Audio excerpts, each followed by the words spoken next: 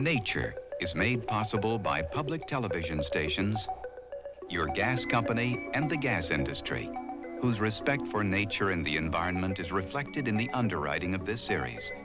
America's gas industry provides 160 million people with natural gas energy all across the country. And by Siemens, a leader in electronics and electrical engineering, 27,000 employees, 47 manufacturing facilities. The name is Siemens.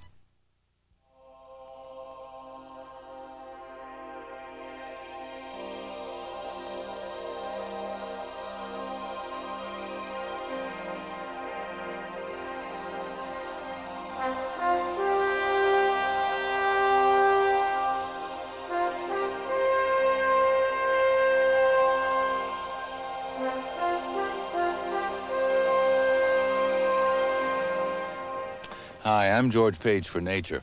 And here in Hawaii, there are more than 6,000 species of plants, animals, and insects found only in the Hawaiian Islands. In fact, Hawaii ranks #1 in the world for its number of native species, and that's because of its extreme isolation, 2,500 miles from the nearest continental landmass. Here, plants and animals simply evolved in their own special ways over millions of years without outside influences or disturbances, until about 1,300 years ago when man arrived, Hawaii's first settlers, the Polynesians. This time on Nature, we celebrate the flora and fauna of our 50th state, which Mark Twain called the loveliest fleet of islands that lies anchored in any ocean.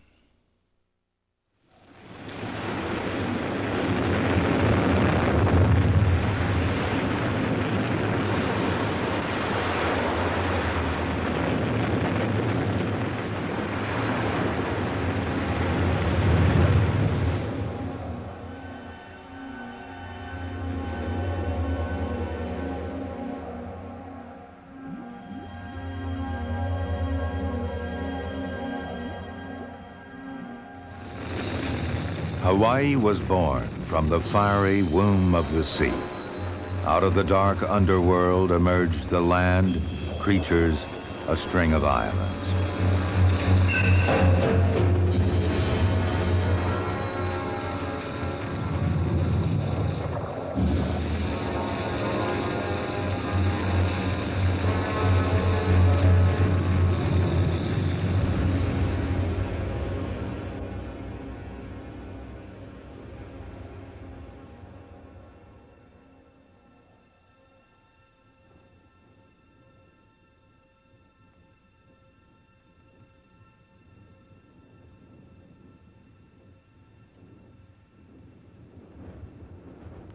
The steep slopes of Kauai, one of the islands in the great Hawaiian chain stretching 1,600 miles across the middle of the world's deepest ocean, the Pacific. These great volcanic mountains form the most isolated landmass in the world. The island of Hawaii is the tallest, most massive mountain on Earth, and it's still growing. The distance from this ice-capped summit to the seabed is more than 5 miles. On the neighboring island of Maui is the extinct crater Haleakala. According to legend, Pele, the Hawaiians' powerful goddess of fire, lived here before she traveled towards the sunrise in search of a new home.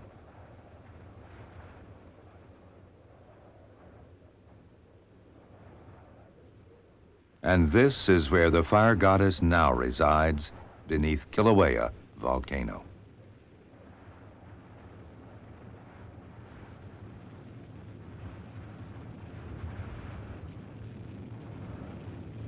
A lake of lava. Its surface has cooled and is crusted over.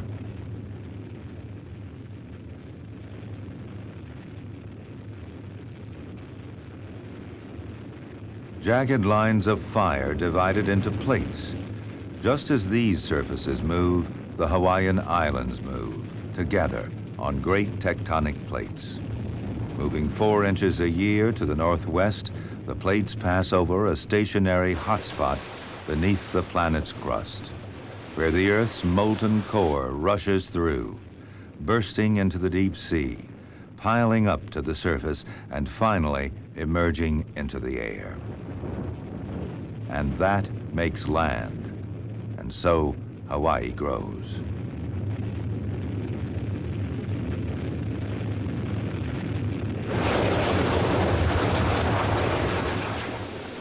Hawaiian lava, called pahoehoe, is liquid, almost as fluid as water.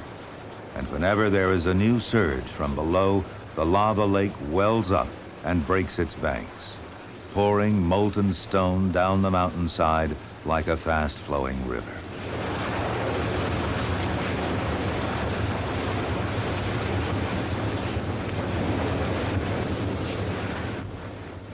The farther the lava flows from its wellspring, the cooler it becomes, getting slower and more sluggish.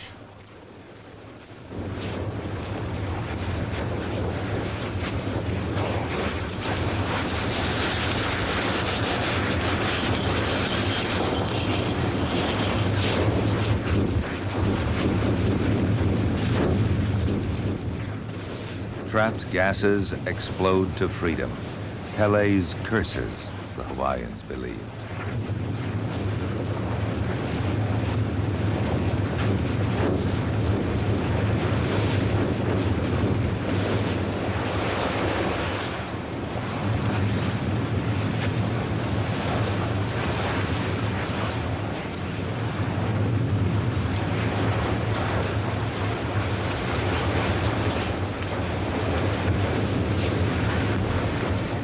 A provider and a destroyer. To the Hawaiians, Pele was a fearsome and untamable spirit with extraordinary powers over the living and the dead. They cowered beneath her wrath. According to legend, as she leaves a simmering island behind her, Pele explodes into each new one, creating it, laying it waste, enlarging it, letting it live.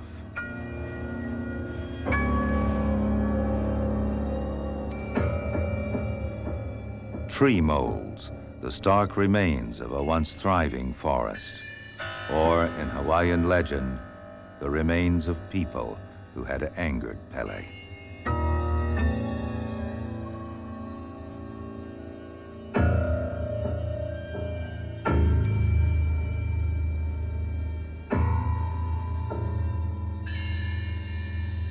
Vegetation soon recolonizes the cooled lava flows, providing food for the nene goose of the volcanoes, which lives here and nowhere else on Earth.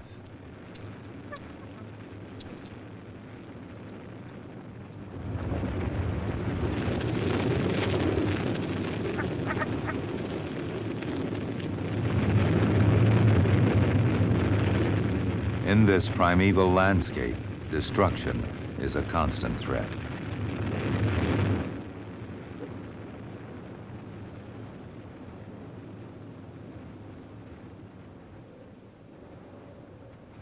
Just beneath the surface, a labyrinth of tubes and caverns permeate the islands.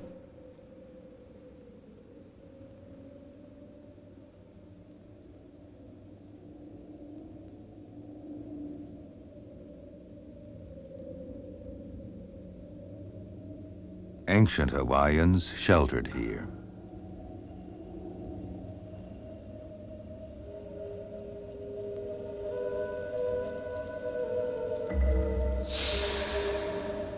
But these caves were sculpted by lava. The ridges were formed from lava that cooled and stuck to the walls. The floor is lava that simply stopped flowing. The entire cavern systems were once great pipes of rushing magma.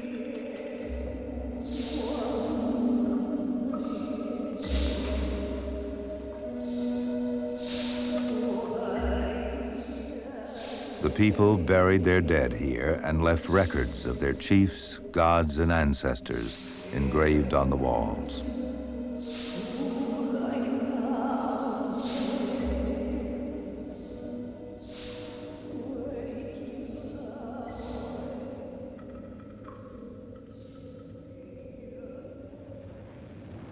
On Hawaii, the tubes are still being created. As Pahoehoe flows, the molten rock cools and hardens on the outside. This insulates the inside and allows the central lava to keep rushing through, fast and hot at temperatures of 2,000 degrees. At first, the surface of the piping is brittle and often breaks, making a skylight and allowing a privileged view of world creation at work.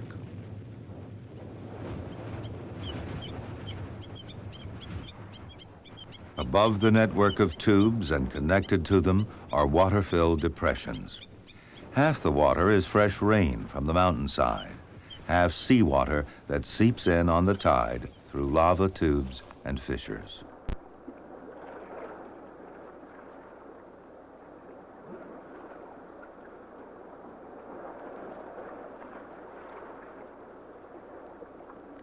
These ponds have their own exclusive wildlife, dominated by tiny shrimps, which teem in the millions, a subterranean community thriving under the volcano.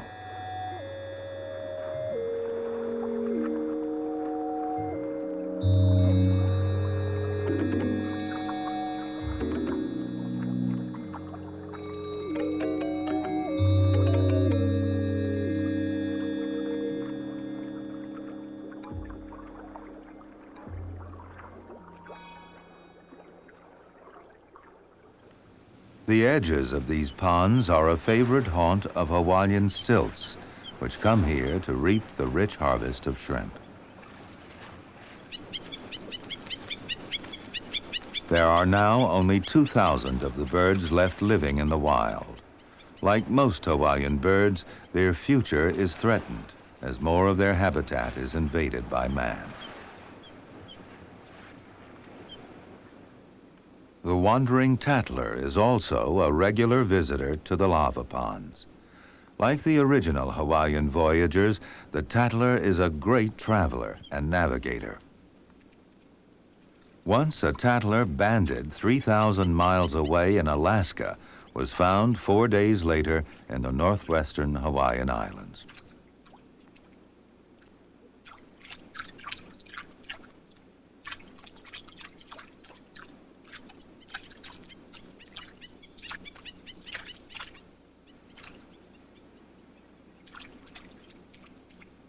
Many ponds and flooded lava tubes are tidal and lead directly to the surrounding ocean, whose salty fingers penetrate deep beneath the volcano.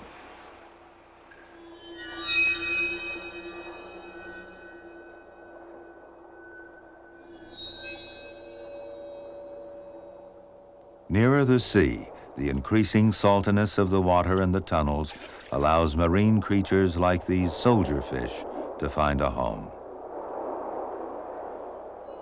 The Hawaiians had many gods and many stories about the origins of their people and the creatures which shared their world. One account of the creation of the animal world begins on the reef, where corals became worms, which turned into fish, and from which eventually arose man.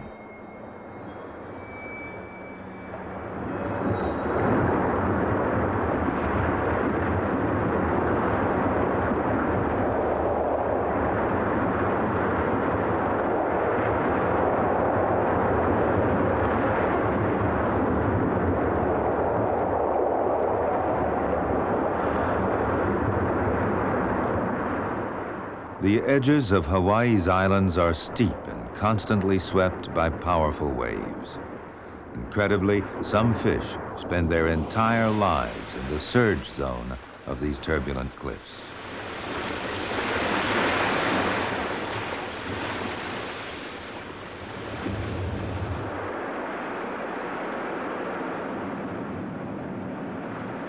The reef is the other half of island making. The volcano goddess lays the lava and corals build upon it. Plankton and other creatures eventually come to the reef from the surrounding ocean, settle, and multiply. Long before modern science became interested in the function of a species, legend says the god Kumuhonua gathered all the fishes of the reef together and gave each a duty. He distinguished them with colors and markings.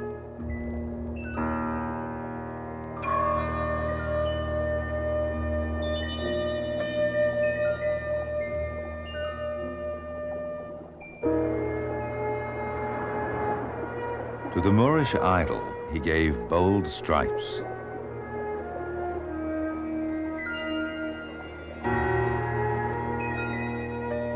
To the saddleback wrasse, blue, red, and green.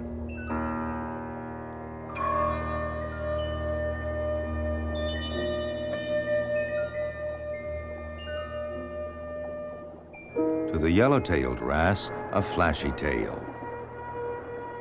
The Achilles tang received bright orange spots. And when the brilliant colors were all assigned, the fish that still had no marks, he sprinkled with ashes.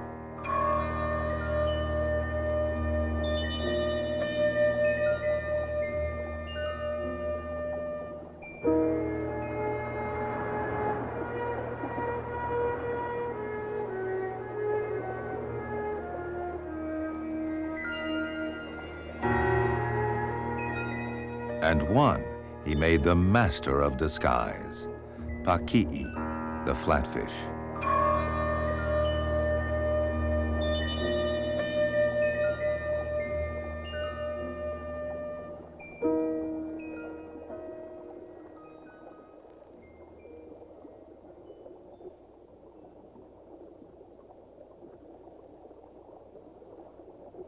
O'ili uvivi, the filefish, in its back-to-front posture, perhaps a courting display. As twilight approaches, many reef fish come together in preparation for spawning.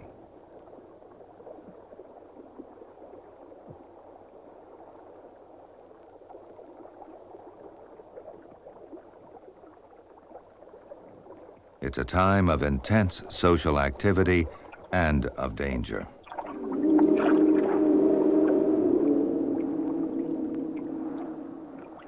Puhipaka, the moray eel.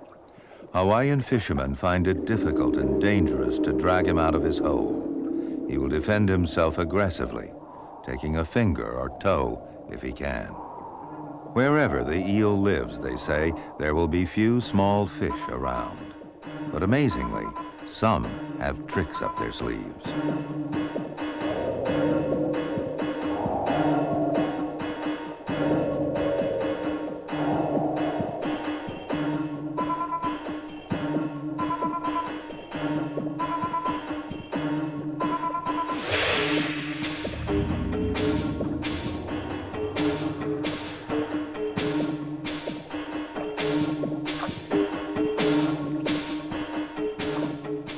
The pufferfish lives up to its name.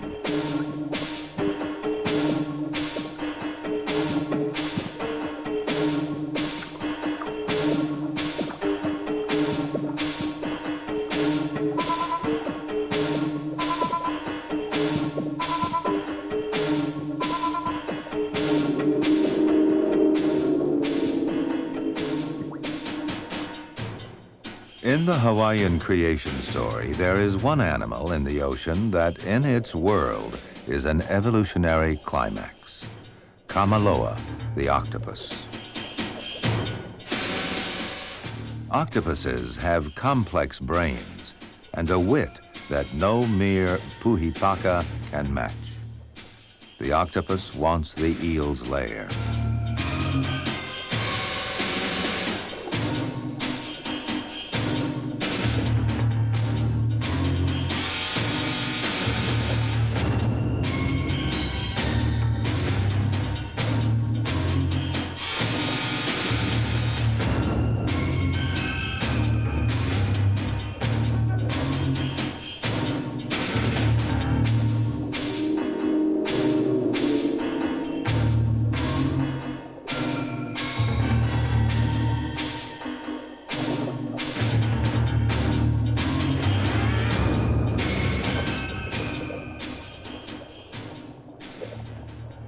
Out of reach of the eel, under a lava ledge, a male sergeant major fish tends and guards eggs. A filefish is attracted to the banquet of purple caviar. The sergeant major takes his sentry duties seriously. His diligence is more than a match for the persistent filefish.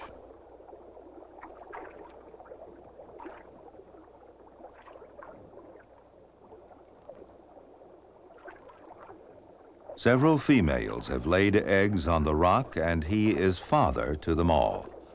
But the defender cannot be everywhere at once, and the eggs have many predators.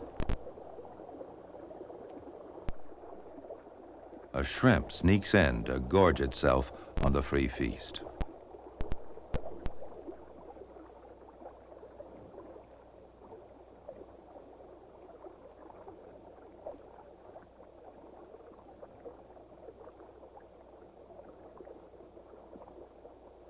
The reason so many eggs hatch is due to the unflagging devotion of the male sergeant major. He must stand guard against all comers.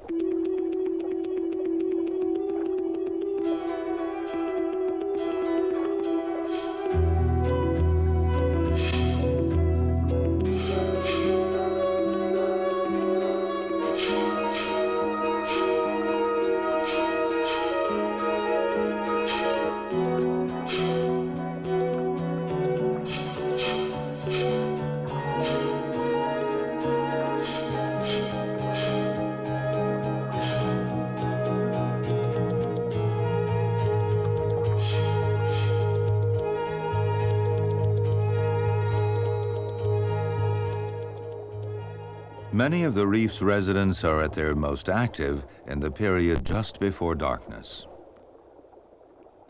The octopus, like many other reef dwellers, mates in this twilight hour. The male has a special tentacle with which he inserts a packet of sperm into an opening in the female's body. During mating, she can swim along, pulling the obliging male with her. Sometimes the tip of the male's arm breaks off, and for many years scientists thought they were finding some kind of parasitic worm inside female octopuses.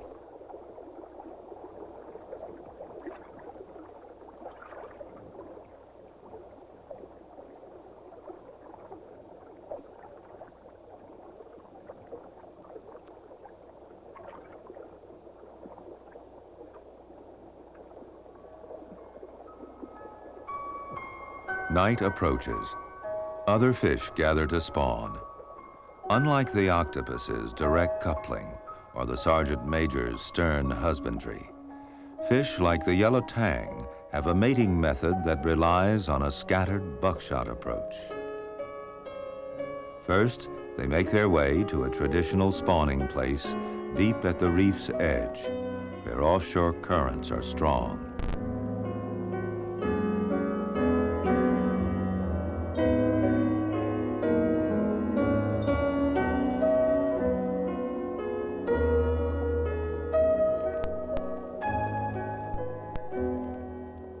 At the spawning site, their agitation increases until one by one, the females begin to dart towards the surface, releasing a puff of eggs. Instantly, males follow and shoot their sperm over the eggs. The fertilized eggs, unattended, drift out to sea and become part of the strange and beautiful world of plankton. At night, the fragile planktonic creatures migrate to surface waters. In the moonlight, these translucent specters pulse and glow like alien spaceships.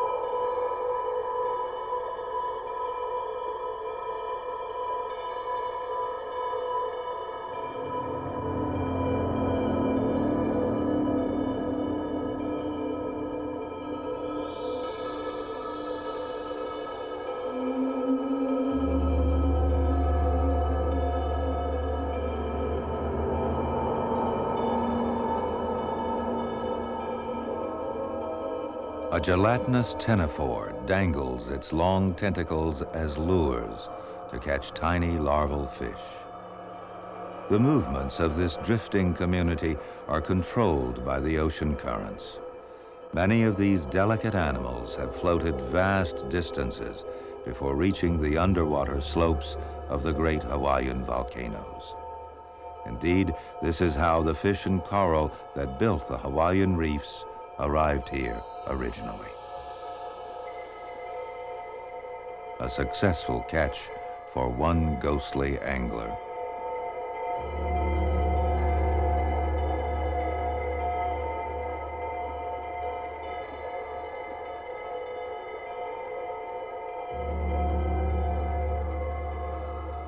A larval moray eel.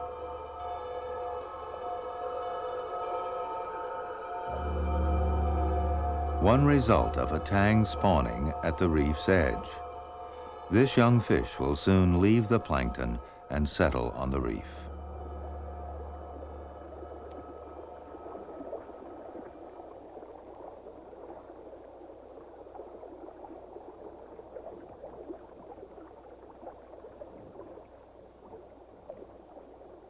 A seahorse hitches a ride on a raft of seaweed.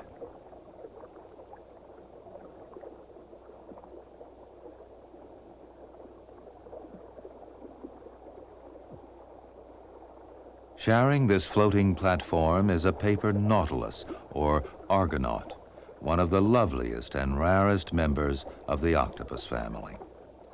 The fragile shell secreted by the female acts as a nursery. The eggs are kept inside and tended until they hatch. When ready, the minute hatchlings are gently ejected into the sea to ride with the rest of the plankton.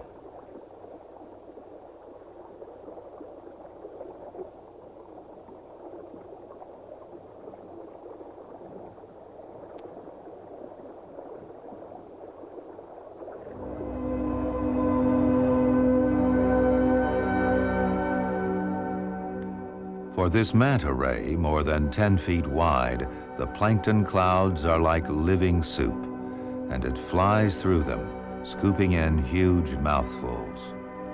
Indeed, the Hawaiians named the ray lupe, the same as the word for kite.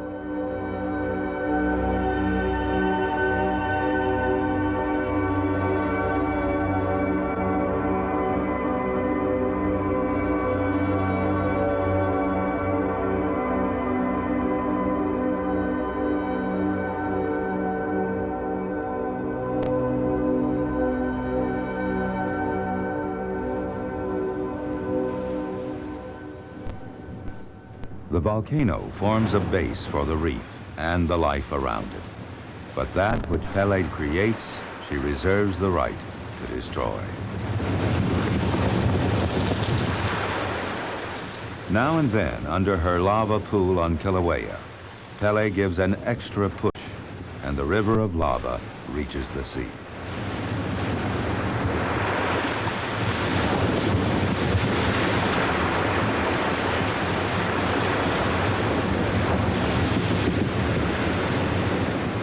In Hawaii, the business of world creation and destruction go hand in hand. As night follows day, decade after decade, millennium after millennium, the lava flows burn and ravage, yet also build up the land. The trees have evolved in the precarious shadow of the volcano. The devastation will soon be replaced by a new forest.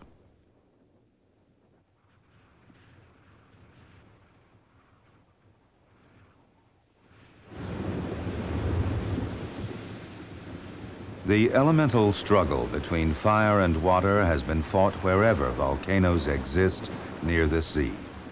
In this cataclysmic battle, there are no victors.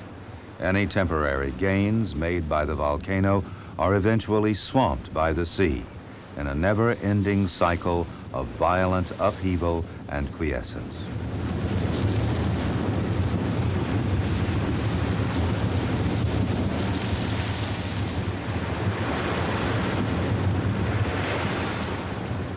As the vanguard of lava pushes into the sea, extending the island, it piles up on itself and crusts over. The surface calm camouflages the incredible drama being performed below the waves.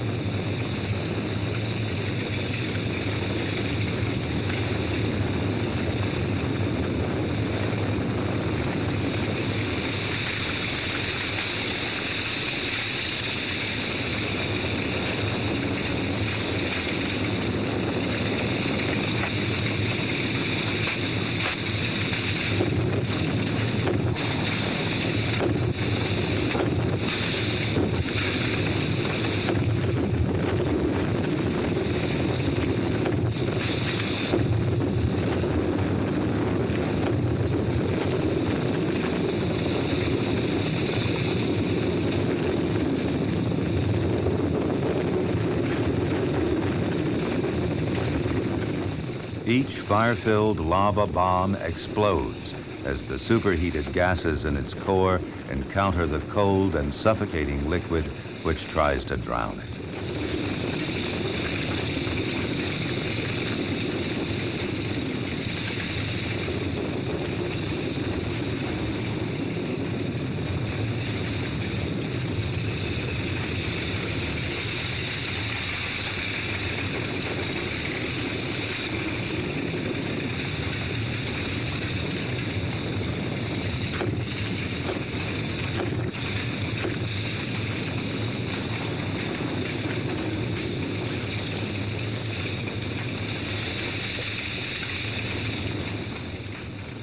Huge areas of reef are killed, but this virgin substrate will be prime real estate for the drifting planktonic settlers. Fish that fled for the duration of the catastrophe return to find an underwater desert where only oases of coral remain.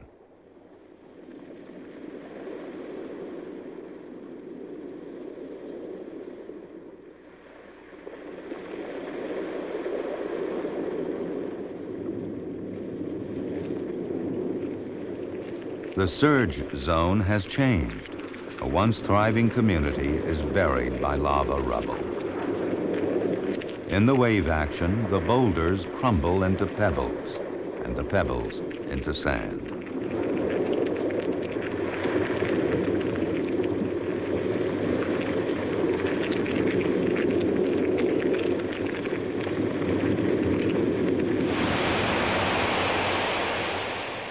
Ashore, the volcanic sand is piled up by the surf, forming black beaches.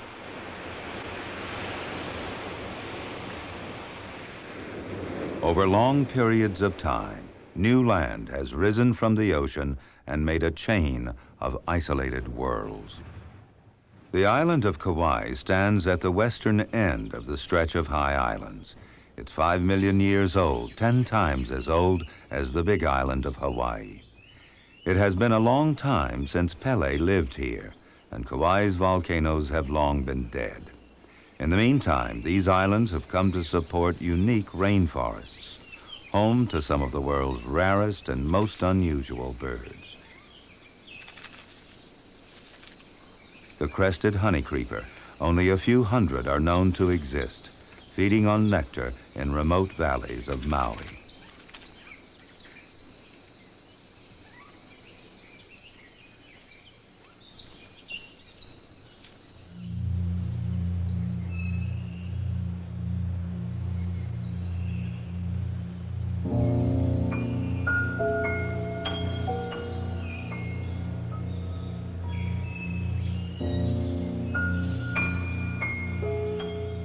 The moisture-laden trade winds bring rain to the mountain peaks, nourishing the forest.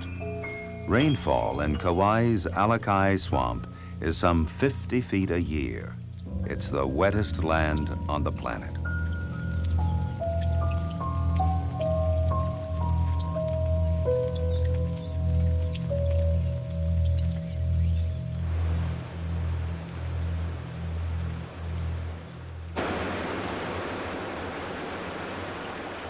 The lava, which brought destruction, has built the island. The water, which brings life, wears it away.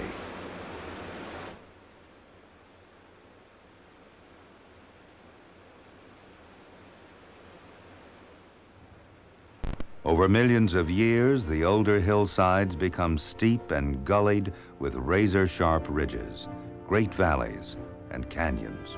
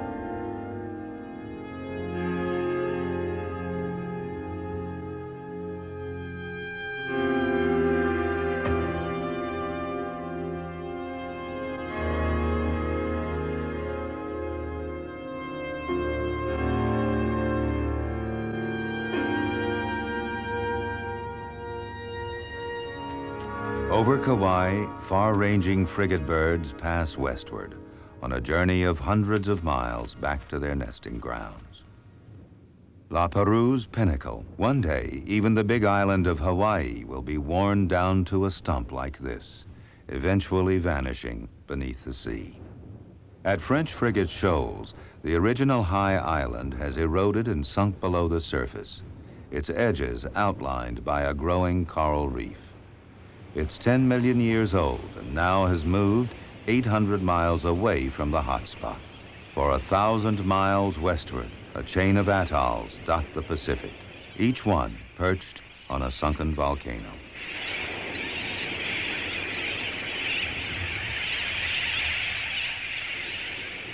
Laysan Island. It's surrounded by rich sea life and is a breeding site for vast numbers of seabirds. Frigate birds are aerial pirates and will even molest chicks of their own kind.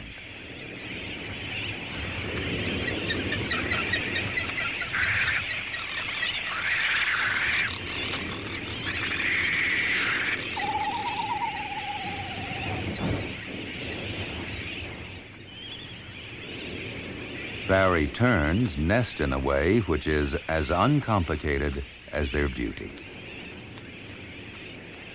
They don't use a nest at all. The egg is laid on the fork of a bare branch, and when the chick hatches, it perches, waiting patiently to be fed until it's ready to fly in about 40 days.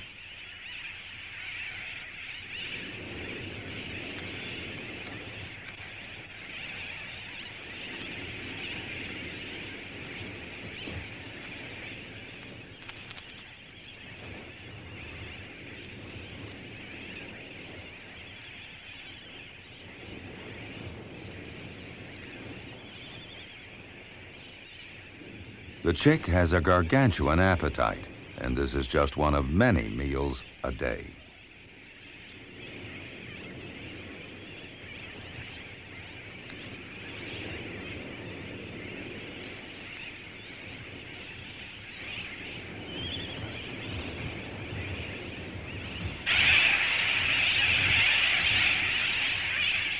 The most abundant birds on Laysan, and perhaps the commonest in the entire Pacific, are the sooty terns.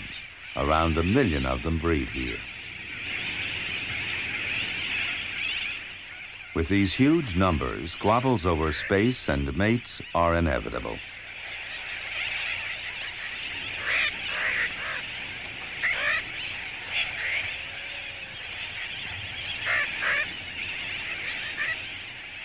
Mating is not always a delicate affair.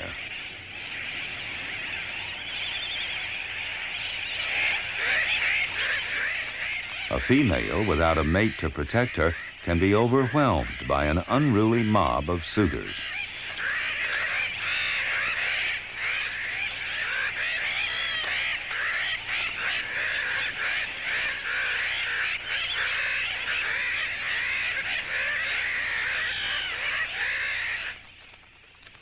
The sooty-turned chick hatches from an egg laid on the bare ground. Its eggshell is tough, like those of many shorebirds, to protect it out in the open.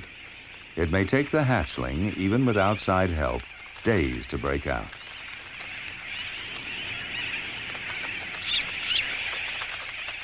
Most seabird chicks are well developed when they hatch and can move if they have to, but they still need protection from aerial attackers.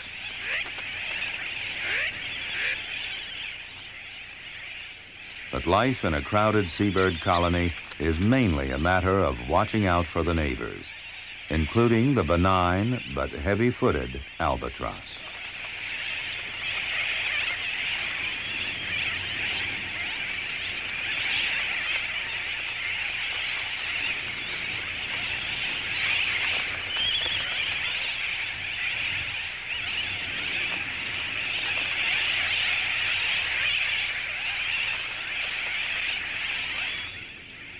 Some of the local residents are not as innocent as they look. The Laysan finch, one of the Hawaiian honey creepers, has come a long way from its ancestors, which fed on nectar. Its beak is sturdy and built for cracking seeds. But evolution has had a long time to work on the behavior of this remote population, and the finch has developed a more sinister talent.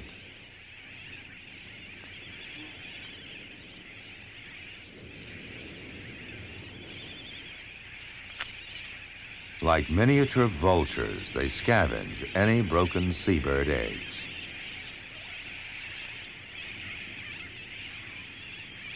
This finch has turned carnivorous, fulfilling a role usually occupied by much larger birds.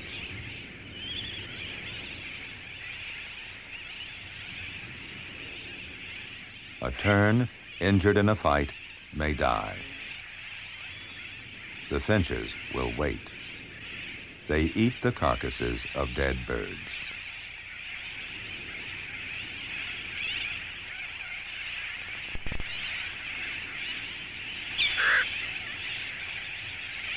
An unattended egg soon attracts finches, which can easily puncture the shell with their tough beaks.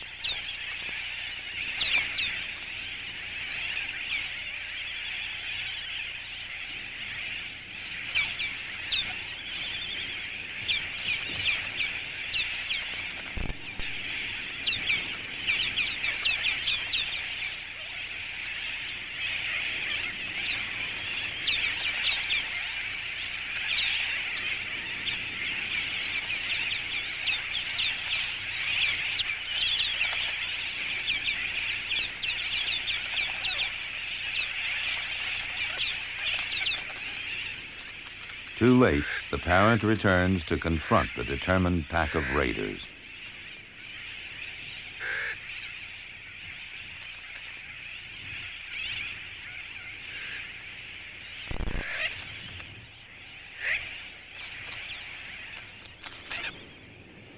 Clumsy on the ground, the red-tailed tropic bird is an elegant flyer.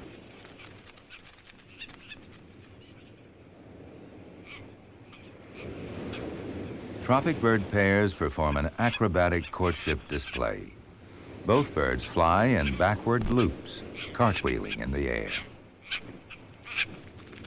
These birds fly over vast distances, and legend says they helped lead those other skillful navigators, the Polynesians, to discover Hawaii in the 10th century.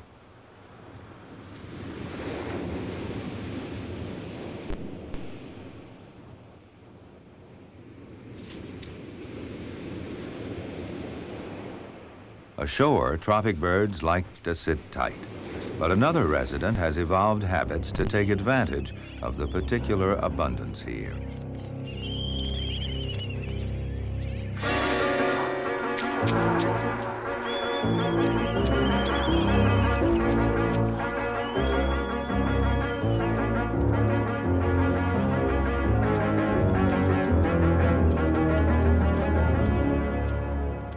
The Laysan teal feeds on the flies that carpet the shore of the duck's only habitat, Laysan Lagoon.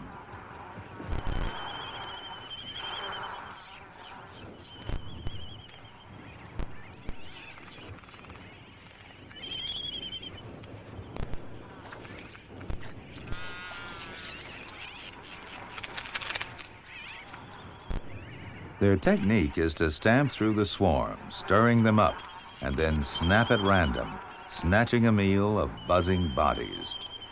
In 1911, only 6 teals remained. Now protected, the population has built up to an estimated 300. But it is still one of the rarest ducks in the world.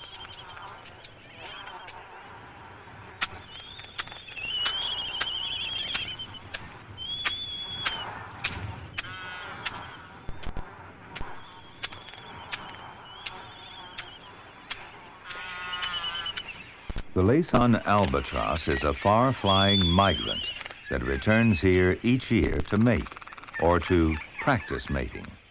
Pairs have been known to court without actually mating for 5 years.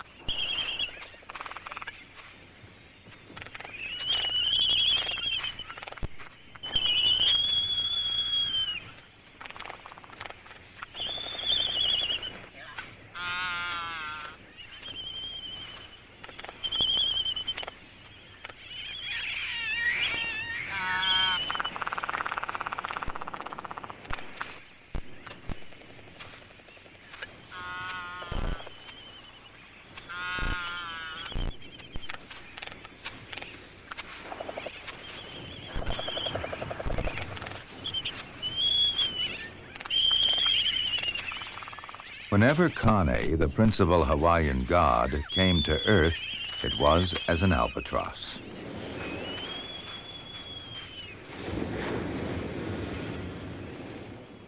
The monk seal, another Hawaiian animal that was almost wiped out by hunters and habitat loss, has been brought back from the verge of extinction. The seals spend much of their time at sea feeding. When they come ashore, it's to sleep or to fight.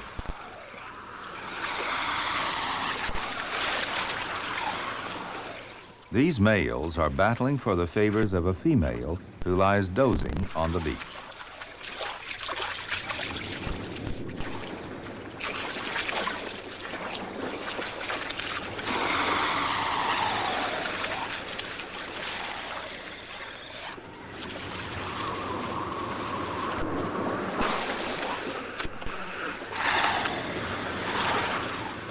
Though its numbers are slowly increasing, there are only about 1,000 Hawaiian monk seals in the wild. Sensitive to the presence of people, they require remote, uninhabited areas. But such isolation is becoming harder to find. Of the world's 2 other monk seal species, the Mediterranean population is down to a few hundred, and the Caribbean seal is now extinct. With recovery efforts underway, the seals now have only one creature to fear.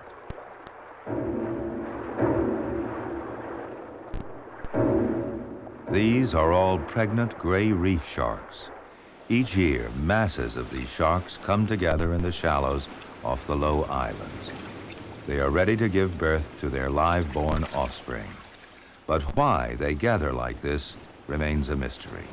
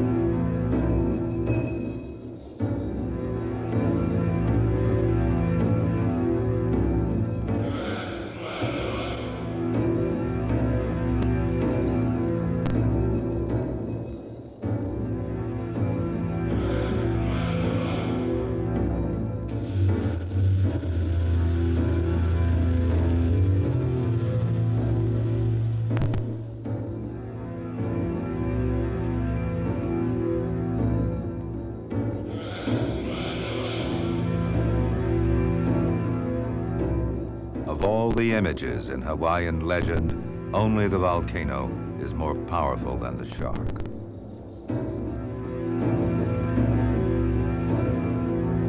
To the early Hawaiians, the shark, like the volcano, was a power of both destruction and new life. The shark was a symbol of fertility. A barren woman who was visited in a dream by one would give birth to a child with magical properties.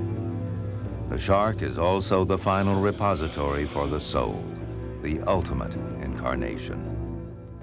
The shark was Pele's brother, Kamoho Ali'i, who keeps the water of life and lives at the far eastern edge of the world, where the sun rises. It was Kamoho Ali'i who gave Pele the power to escape from the goddess of the sea.